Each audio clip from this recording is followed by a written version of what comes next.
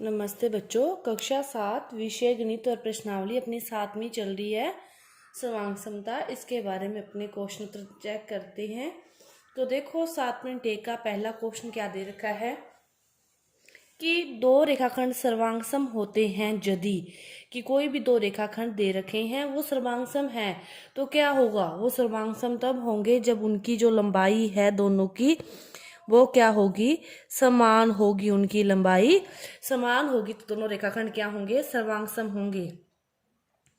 दो सर्वांग सम कोणों में से एक की माप 70 है तो दूसरे की माप कितनी होगी। अब एक की माप 70 है तो फिर जो दोनों सर्वांग सम ही है, दोनों समान होंगे, तो दूसरे कोण की माप भी फिर कितनी होगी, 70 डिग्री होगी। दूसरे कोण की माप भी फिर कितनी होगी, 70 डिग्री होगी। इसके बाद जब कोण A बराबर B लिखते हैं तो हमारा वास्तव में अर्थ क्या होता है।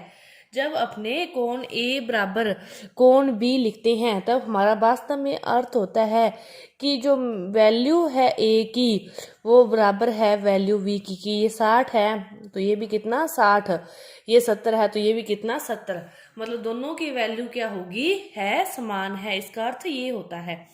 दूसरा क्वेश्चन दे रखा है कि वास्तविक जीवन से संबंधित सर्वांग सम आकारों में कोई दो उदाहरण।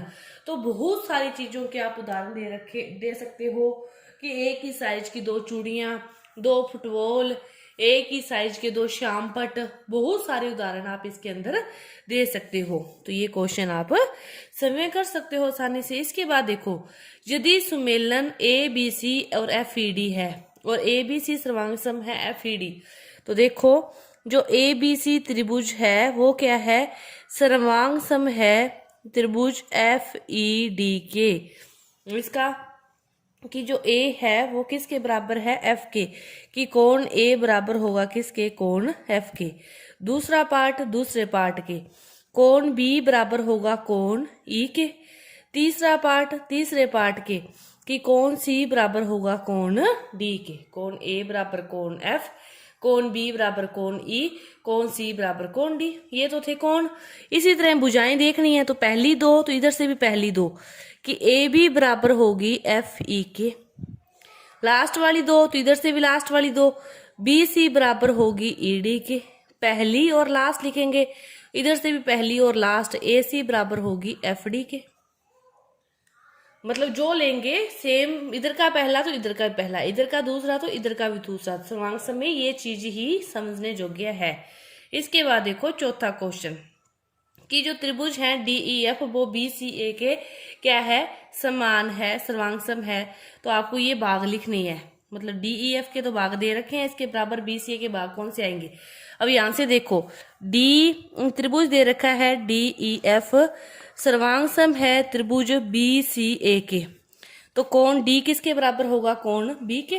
कोण D बराबर होगा, कोण D बराबर होगा कोण B के। कोण दूसरा है इधर से E, तो इधर से दूसरा क्या है, कोण C। इधर से तीसरा क्या है, कोण F, तो इधर से तीसरा क्या आएगा, कोण A। अब पहले तो कोण देख लो, कोण E की वैल्यू पूछी थी तो E किसके बराबर होगा, कोण C के। कोण F की पूछी थी तो लास्ट क्या है, कोण A। कोण F किसके बराबर होगा, कोण A के। इसी तरह EF पूछा है, EF क्या है, लास्ट वाला, तो इधर से लास्ट वाले दो क्या है, CA। उसके बाद DF पूछा है, पहला और लास्ट, पहला और लास्ट क्या होंगे, BA। बस आपको एक चीज दे रखी है, दूसरी पूछी है, तो बहुत ही आसान है। बस आपको देखना है कि कौन कौन सी दी है, पहली लास्ट, पहली दूसरी किस प्रकार दी है, तो दूसरे त्रिभुज की भी वही सेम आएगी। तो आपकी ये जो प्रश्नावली है 7.1 पूरी हुई। धन्यवाद।